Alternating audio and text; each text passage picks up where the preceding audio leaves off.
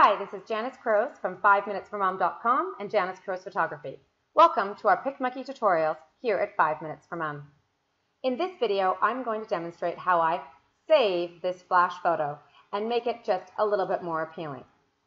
Personally, I loathe using flash and avoid it at all costs if possible, but sometimes, like this instance, it just isn't possible.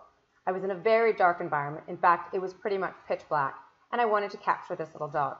So I used the diffuser on my external flash and quickly snapped a picture and hoped to fix it in post, which is what we're going to try to do here today. In the video before this, I showed you how I removed, using the clone tool of PicMonkey, how I removed the dog's red leash and a bag that was sitting here. Now I'm going to show you how I'm going to use PicMonkey's textures and other tools to reduce the flash-like appearance of the dark, boring background and the dog lit up. How to soften it, make it look a little bit more interesting. First, in my last tutorial, as I said, I removed using clone tool, and then I burned it slightly to darken it to help it try to match here. After I did finish the video, I noticed that I had left it a little bit bright right here, so I'm just going to quickly correct that before I go in.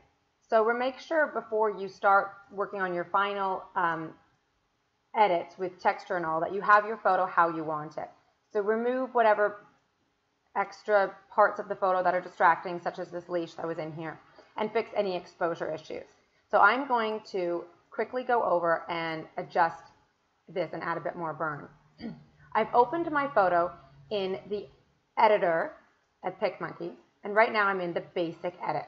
This is where you find yourself when you immediately open your image.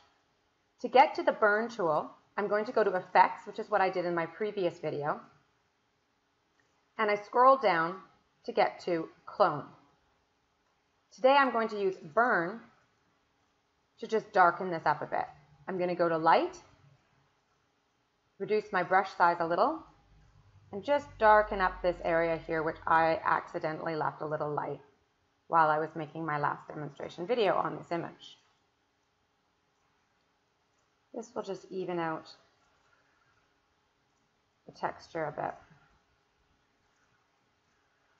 I'm going to go into eraser because I made a mistake right here and I don't want to reduce everything I just did. So remember, you can use your eraser tool to touch up what you just did. Okay, good. Now I will apply that, and I'm going to come back up to my basic edit. First, I'm going to adjust the exposure slightly. Again, it's very difficult with a flash photo. You've got brightness up here and darkness back here. I'm going to try to bring up a little bit of brightness just simply to try to bring out some of the background, but there's not much I can do with this situation. And if I up the contrast too much, it's going to bring out these highlights and this blown out even more.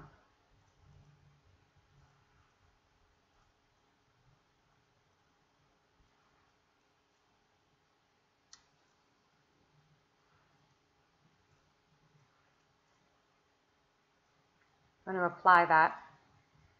If you want to check and see what it looks like, what you just did, you can always undo that last action. Let's look and see if it's better or worse. Okay, I think it brought us a little bit of light in the background, so we're going to leave that. Then I'm going to sharpen my image. I'm going to click on Unsharp Mask. Bring up my strength of my sharpen. And bring up my clarity a little. This is a larger image, and so sometimes there's a little bit of lag waiting for PicMonkey to make my changes. So I just wait for a second to check what the changes looked like. And that's added a bit of sharpness. I'm going to soften his hand later, so I'm not worried about that I'm bringing out too much in his hand.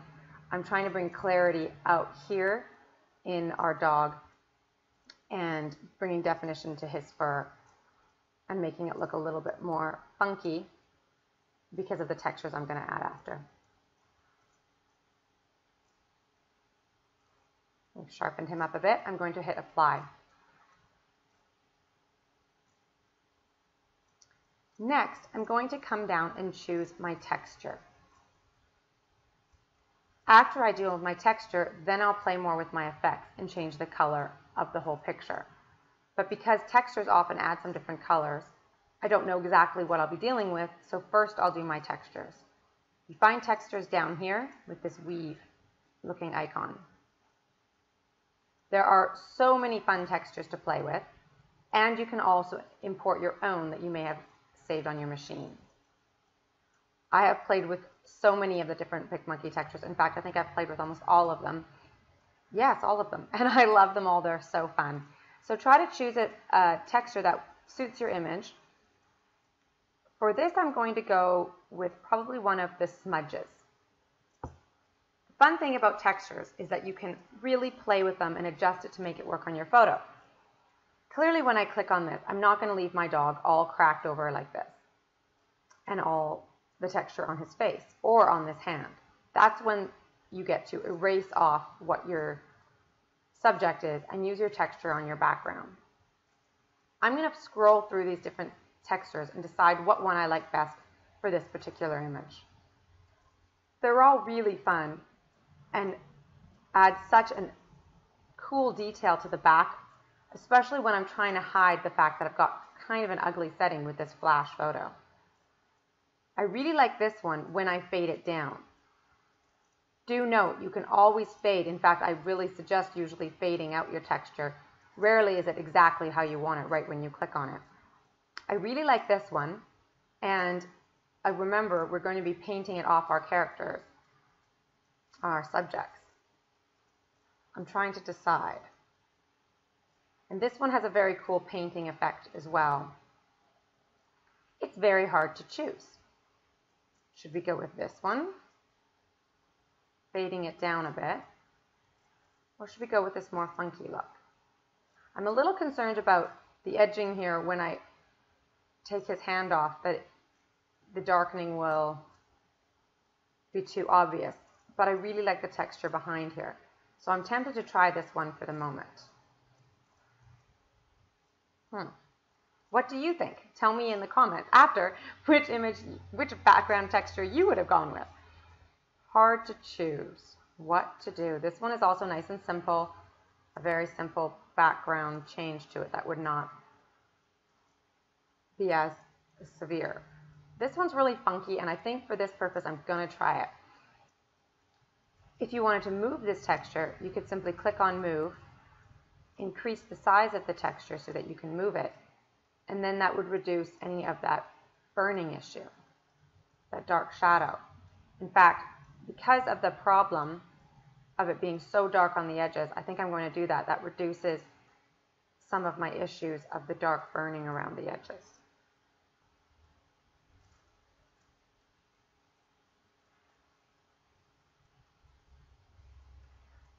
In order to paint off some of the effect, I click on this paintbrush, and this is where I can paint off, as I said, erase off part of the texture off of my subjects. If you wanted to see the reverse effect of your image, you can always click on this and say, oh, that was what it looked like before, and this is what it looks like now. Make sure that original is highlighted. Choose your brush size. I have to paint up quite a bit, so I'm going to choose a large brush size. And I want my brush strength at 100 because I want this texture completely removed off of my subjects. And start painting. Fun and easy. I'm going to take this texture off our dog. I'm going to make my brush size smaller in a moment and fine tune, but first I'm getting the majority off of, move your dialog box if it's in your way.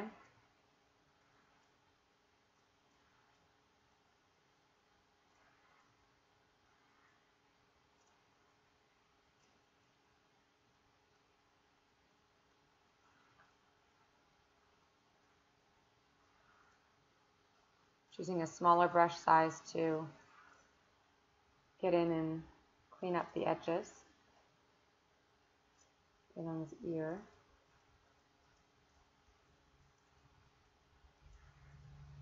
Once I've painted the texture off with my subject, that's going to stay that way. So say I want to change my mind, I can just click over here and look at this now that I can see this texture not on my subjects. It helps me make my decision a bit better.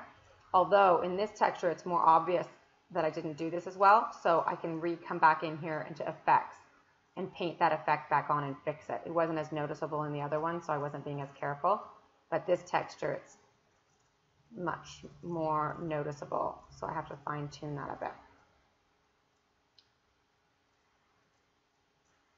Now this texture dramatically changed the light here, the color of the image, and so if I went with this one now that the dog's painted off, I'd have to really pay attention to what I'm doing later in effects to make sure that these kind of colors work together. Right now this color doesn't work with this color at all, and it doesn't look real, shall we say. So I'm just going to, again, and that's what's helpful to go back in once you've painted off the subjects and reassess your texture choice.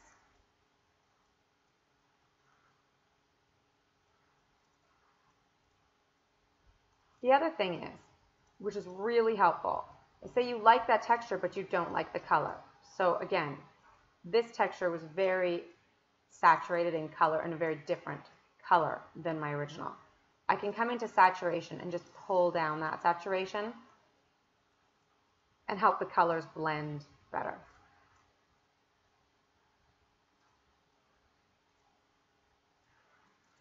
I think I've decided that I do indeed want to go with this texture that I chose before. Again, remember before I increased the size of the texture to reduce this darkening vignette around here, which I felt caused some problems with this hand. I like this dark vignette. I hate to let it go. I'm not a vignette fan usually, but I like it in this. But because of this hand, it's just not working right. So I'm clicking on move and I'm going to increase the size of my texture to just remove that vignette. And now I can move this texture where I want it to go. But I'm going to keep it centered. I just wanted to get rid of that vignette. I'm going to go back to my effect. I'm going to see if I don't want it, so I'm going to fade it, reduce the fade a bit. Now that I've gotten rid of that vignette, I can afford to have it darker again. Where I'm going to work with my color on this particular image and with this particular texture is over in effects. As you can see right in the thumbnails, you can tell the colors that the texture are going to bring into your photo. And this one is a very neutral black and white, and it's not affecting the color of my photo much. Once I've decided I like the look of my texture, I've painted it off of my subjects. I'm going to hit apply, and then I'm going to come back over to effects. And here I'm going to play with the color. Cross process is an effect I love and I often use it. Fading it down, of course, too. Most of these are always effective fade. I'm going to go with Urbane, I think, for this. I love Urbane. I use it often. And I'm going to fade down that effect a bit. Again, you can paint it off of your picture if you want into certain areas. This I'm going to keep, I want the entire picture to have the color, so I'm going to keep it on the entire picture. If you want to see the reverse, go, what was it like before? Just check reverse. That's what it was before and after. Just going to bring that fade down a little bit more. I'm just getting a smidge of color.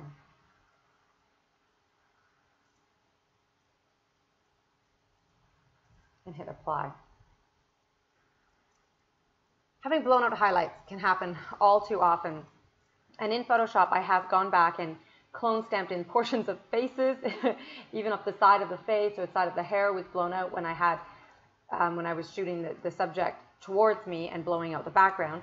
Occasionally, you can lose a little bit of the hair or face. Again, this technique of rebuilding a photograph is something that I've done in Photoshop using their cloning tools, but it's going to be fun to try and see if we can do this within PicMonkey.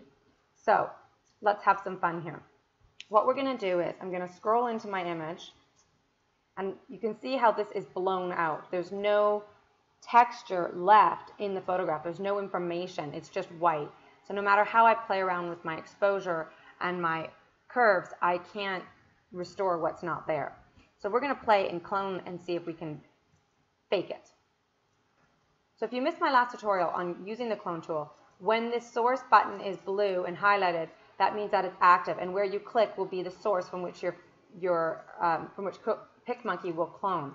So I'm going to click on here, which has some texture, and then I'm going to come back over here and try to paste in some fur. This is complete cheating indeed. But since it is fur, and it's quite subjective to start with in the ways that it moves, it can work. Again, the key for using clone stamp a lot of the time is to just keep changing your source. Now those hairs are going down, not where I want them to go. I need them to be going across. So I'm going to scroll down, try to find a different section to clone from. I'm going to choose here. Oops. That mistake there. Remember, click your source button when you want to change your source.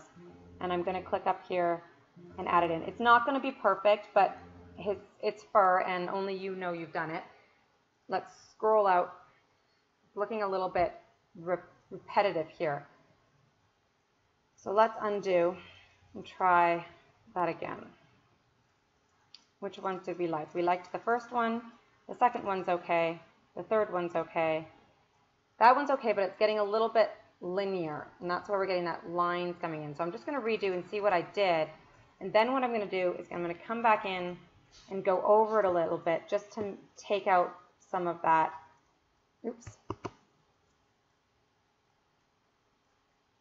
Just to take out some of that repetitive look. That one looks too obvious. I have to change my source spot because remember when you're using the clone, when you move, your source moves. So you need to be aware of where your source is collecting from. So if I move over here, for instance, now my source is down here with this green circle. So it's changing, and that might not be exactly where I want to grab from. So I'm just trying to mix it up a little here and make it look a little bit more natural, like messy fur. That one's too strong. And then we can play with our fade tool and fade it in a bit if we fade out our effect, if we don't want it as strong. Now let's scroll out and see how it looks. I think he looks pretty good. I see another blown out spot down here. I'm going to close this dialog box so I can work better. And I'm going to come in and do a little bit of work down here. I need to reduce my brush size as this section is smaller. I'm going to select source so that I'm collecting source information from where I want to collect.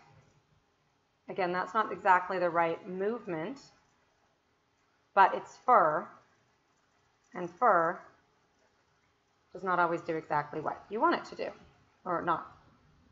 It doesn't always go in the same direction if he's not been freshly combed. Now this is a tricky spot. We don't have the ideal source spot to work with. I'm going to try to grab from here and see how that works. I'm just going to paint it and see how that painting works. I don't like it. I'm going to try it again. Now remember, your source is coming from that green spot. I'm just going to reselect where I want my spot to be so I have some way to move. Because you see, watch the green circle if I run into his finger here, that repeats his finger, and I don't want that, obviously. So I need to change my source so that I have room to move and or just keep changing my source spot. That's one of the handy parts of using this versus Photoshop is it shows you directly where your clone stamp is. I mean your clone source is, and so you can you don't have to guess about from where you are grabbing your source. So it worked quite well being able to clone stamp in some fur up here, but unfortunately in this photo we have this snout blown out and no source material that would work with the image to bring it back. This is somewhat okay, but I don't think it will look natural. We can try it here. It would be a very tedious process because as you see, when you move, your source material moves. And so you have to, oops, missed there. You'd have to continually come back and check your source. See, if I drag there, I'm moving into this section. And it's not exactly the right texture because it's not from the right part of his body. So I'm going to have to leave this part of the snout and accept that that is what it is. But at least we have fixed some of the fur here, which was a bit more of a glaring blowout, and this is just more of an even white anyway, where it's noticed and it's not quite as noticeable. Let's apply what we've done, and if you wanted to look what we've done, you can hit the undo. That's what it was like before, and we have added in this fur. Okay, so we can try to bring it down a little bit in burn, but that's going to be difficult because, again, remember, we do not have the material here. It's not just darkening. It's not just a darkening situation. When the camera blows something out like this, you've lost data. You have no information here with which to bring back. So if I darken it, all I'm doing is adding gray to it. I'm not actually bringing back texture. So you can see when I scroll out, that doesn't actually fix the problem. We just have a gray. So that's not going to fix the problem. The problem just is, and we're going to have to live with it there. We could maybe darken his hand a smidgen, and we can bring back burn to do that. I'll go into light. I try to work with light more often. Burn can be very, very dark. I'm going to just do a quick little darken right here and see, but burn often brings quite a bit of gray in, and I don't really want it to look gray. I just want it to fade a bit. I'm going to apply that, and then let's look. Do we like it better before or after? Oops. We want our texture back. Come back, texture. Do we like the burn before or after? I'm feeling like it's a bit too gray, so we're going to go without the burn. Sometimes burn can really help and fix a problem, but in this situation, it's not going to. We don't have the data here, and it's just adding too much gray tone. We can come into curves and see what we can do there to adjust lighting. Curves is great, and I highly recommend it for photos. It's a great place to enhance your contrast and fine-tune your photo. It also has some great presets, and you can work directly from here and then fine-tune yourself in the graph. For instance, say we wanted to add some exposure, which we don't want to do, but say we did, then you can just adjust it a little bit yourself and fine-tune, okay? And then if you don't like what you did, just hit back up here and go back to default, and then you're back and your line is straight and you're all safe. So let's just see if we can try to bring in a little bit of background light without exposing too much on our doggy and our hand. It's going to be tricky, and I'm not sure I'm going to like my effect.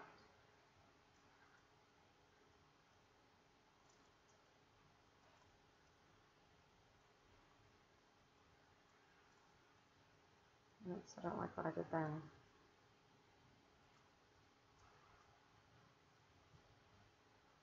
Very little that I can do with this photograph at this point. Oops. Go back to default and then just start that again. Curves is really about fiddling and learning and seeing what happens when you do what and getting used to it. Play around with it, see what works for that image and what you're comfortable with. Then, oops, we don't want that. Now, so I've made this slight change and it's a little bit strong, I can fade that effect that I've done, okay? So it brings in a bit. I'm going to bring this down a little.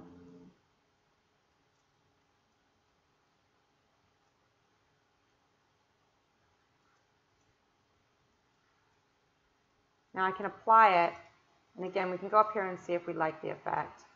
It's a very subtle change, bringing up back a bit of light in that background.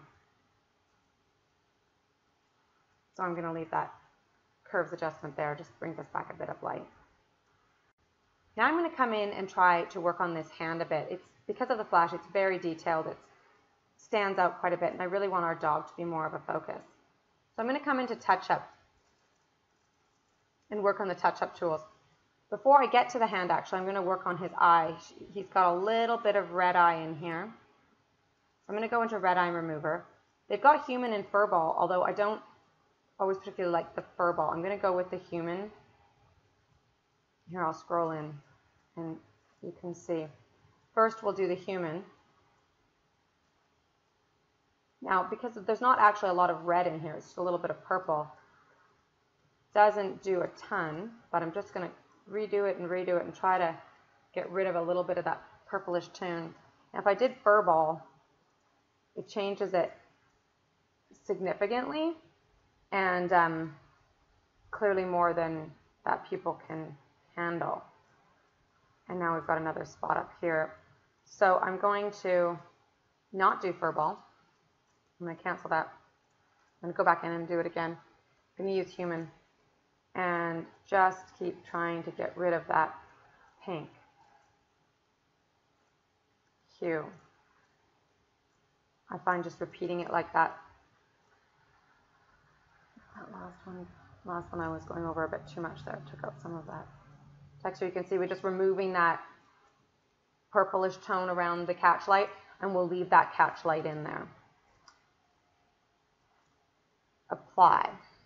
I am going to also brighten his eye a little, so we can go into eye brighten and just brush over his eye. Now that is very strong. I'm going to bring that fade down. Just brighten up his eye.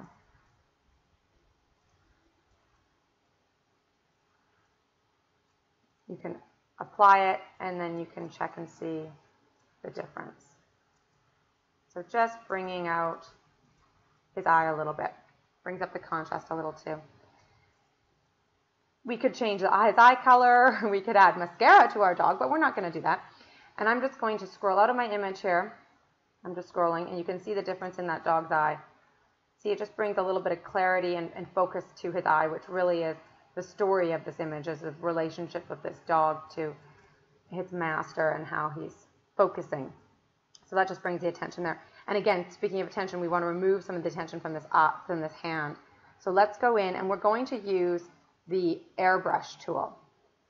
This airbrush tool is fabulous, and again, you can fade it out, and it just softens it and just brings out some of that detail. I'm going to erase off of his paw because I do want to keep the fur. I want to keep the softness in the fur, but I'm just taking his hand down a bit. I'm painting it on, and then I'll worry about fading it out, okay? So I've got it on there. Now I can see where it is, and I'll fade it out so it's not so strong, the airbrushing. Generally, you're always going to want to fade your airbrushing. The airbrush is very strong. I'm going to take my eraser. I'm going to change my brush size down, and I'm just going to bring back his paw a little because I didn't want to airbrush his paw. His paw is very important. And I'm going to apply that. Then you can see, again, before we have all the definition in his hand, and after we've lost a little bit. It's just softened it. One way we could darken his hand and take out the effect of that hand is by either doing shine reduce, or we could even spray tan him a little.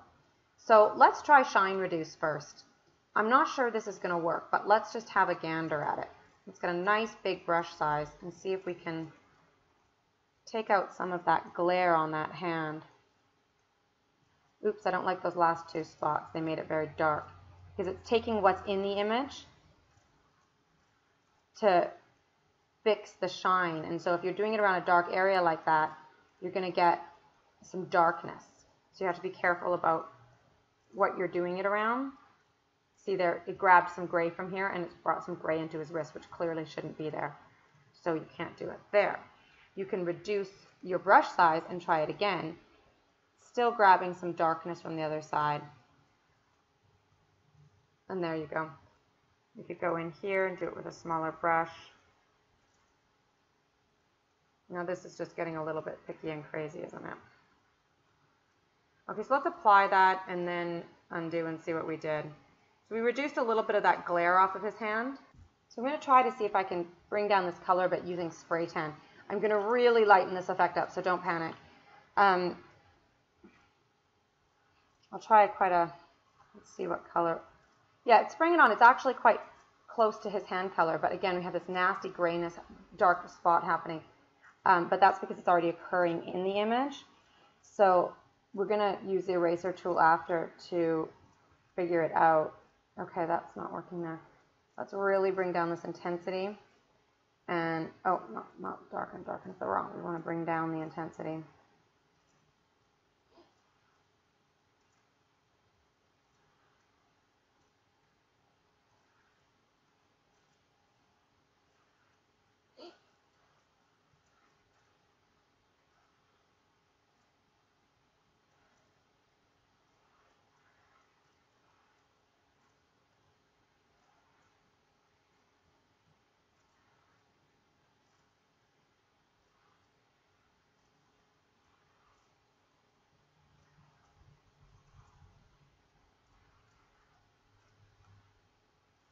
I think we may need to clone out this part. Let's apply that and see what we did. Again, it just brought down the intensity of that hand a little. If we do have a dark spot that was naturally occurring on his hand, we can decide if we want to just deal with that or if we want to try to remove it.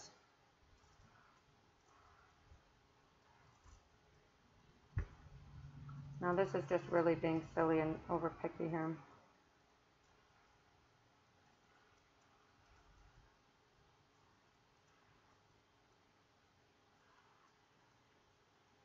Difficult when doing hand because you're trying not to take the wrong wrinkles.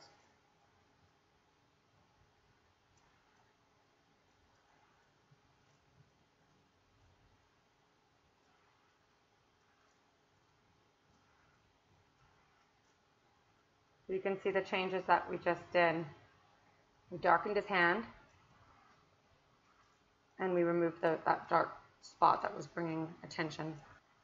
There's a red mark here on his finger which is a little bit bothersome, so let's see if we want to just quickly get rid of that. Again, this is just silly fine-tuning on my part, but it's showing you how if you were, oops, that is way too dark. If you did want to perfect a photo, these are the sort of things that you can go in and fiddle with. Clearly, you're not going to do this for all of your images. And what we're going to do here is we're just going to fade that. It's a little bit too extreme, but I'm going to use the fade tool and just bring that in so you can see it's just slightly adjusted and it just takes the glare away. Oops. So let's scroll out and you can see that it's just not as noticeable now. Now this shadow is still really bothering me, so I'm going to zoom in and try to quickly get rid of that with the clone tool. I select my source and I'm going to try to paint that on. It's a little dark, a little bright. I'll try to fix that after.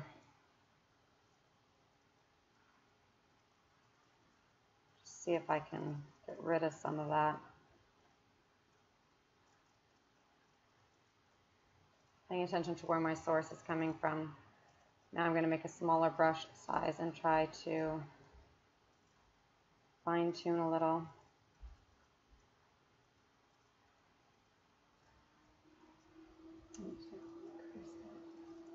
Oops. Again, watching where my source is coming from.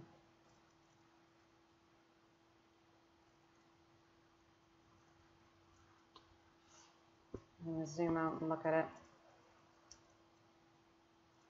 I don't like these modeled things, but it does match what is in the background.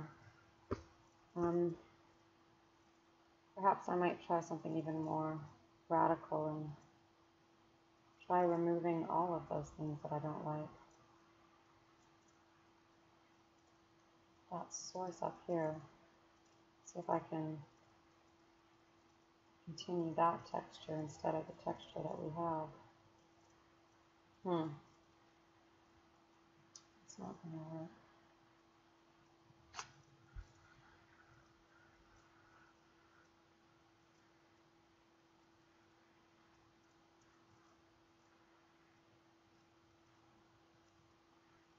Do some of that one.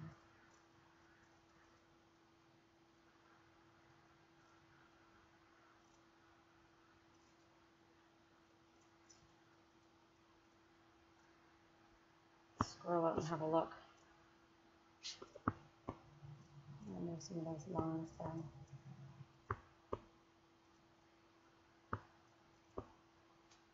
Okay. I'm going to apply that and then undo it and see.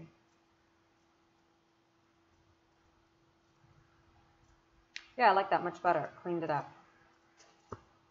I'm going to go in and just clone stamp his fur a little bit.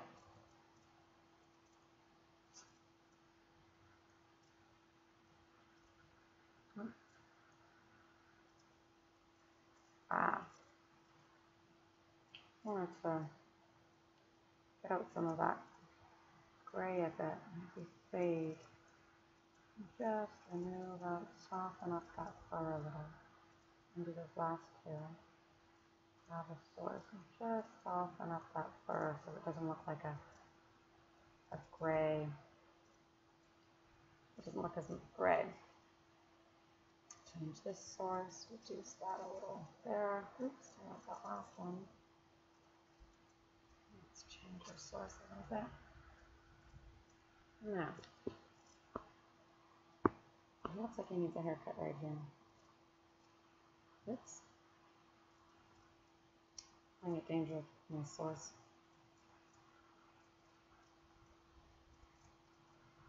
Now,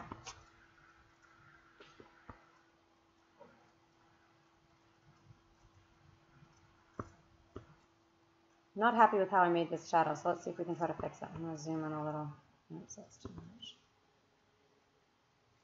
See what I can do. I may have to touch it up with my, I'm going to touch that up with my eraser. So, oops, I ran in the, okay, I'm just going to erase a bit of this because I don't want to redo what I just did. So I left it up here. It's very hard to get that perfect. Try to create a natural shadow, natural definition between his arm, his hand in the background. It's like, do I want there to be any shadow or not? It's a difficult call. There's not much shadow around the dog, so I'd like the shadow to be gone here. But then how do I make it look really natural is the question. I'm going to erase that out, don't worry.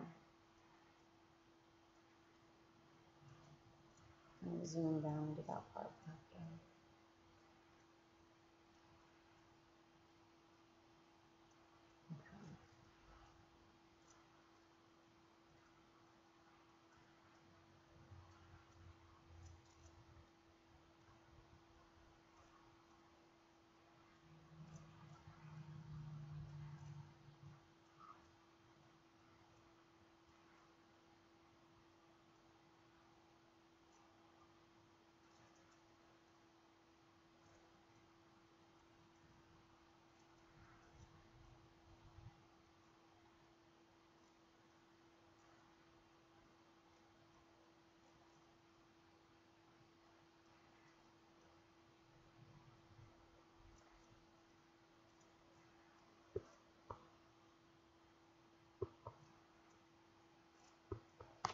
So there, we've reduced a lot of this shadow.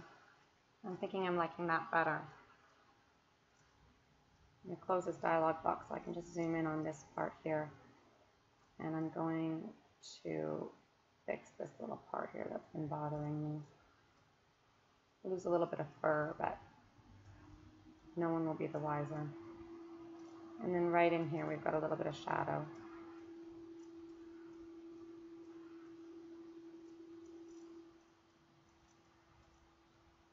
I'm going to remove the dark, and then I can come in and build a little bit more fur. Oh, that's way too strong for the fur. I'm going to apply what I did so I can use a fade. Again, if you want to use fade and you don't want to affect what you've just done, close it and then reopen it. But just being sure you've done what you don't want to have to change what you've done before because you can't reopen it.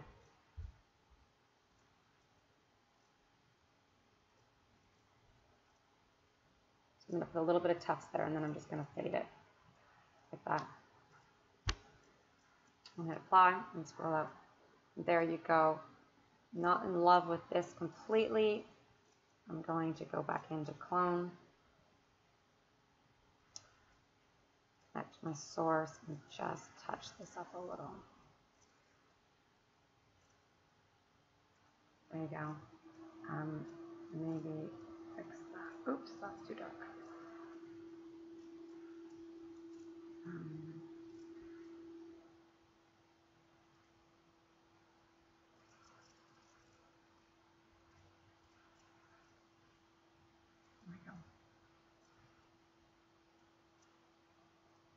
Okay, there. I'm really happy with this image now. I think it looks fabulous. I'm going to save it where I'm at it. Oops, I'm going to apply my clone. Then I'm going to save it. So now I've saved it where I'm at, so I can fiddle a little bit more, but not lose, make sure I keep what I've done, since I'm quite happy with where the image is at right now. One thing that I might do is actually go back and crop my image, which is a funny time to do it. But now that I'm looking at it, I'd like to move him a little bit more to the third and just take off a smidgen out here. So I'm just going to do that and apply that. I really like where the image is right now, but I'm going to do one more thing. I think I'm going to go back into effects. I just want to desaturate a little.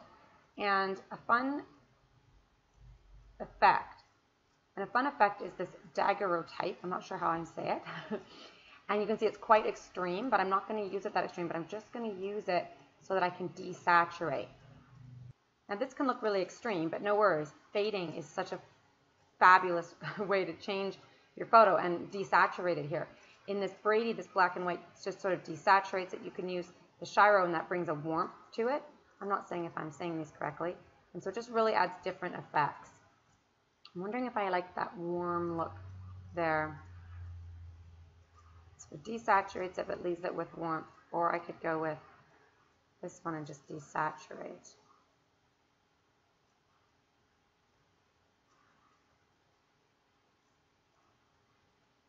Always so hard to decide. I think I like that warm look. It kind of adds to that oil painting look. I'm going to apply that. And there we go. Another fun thing to do is to come over to frames and add some frames to it. You can also find this daguerreotype right over here in frames and do it right there. And it adds this fun frame effect to it. And again, you can just fade it out. This looks really funky, and I'm tempted to use one of them as well.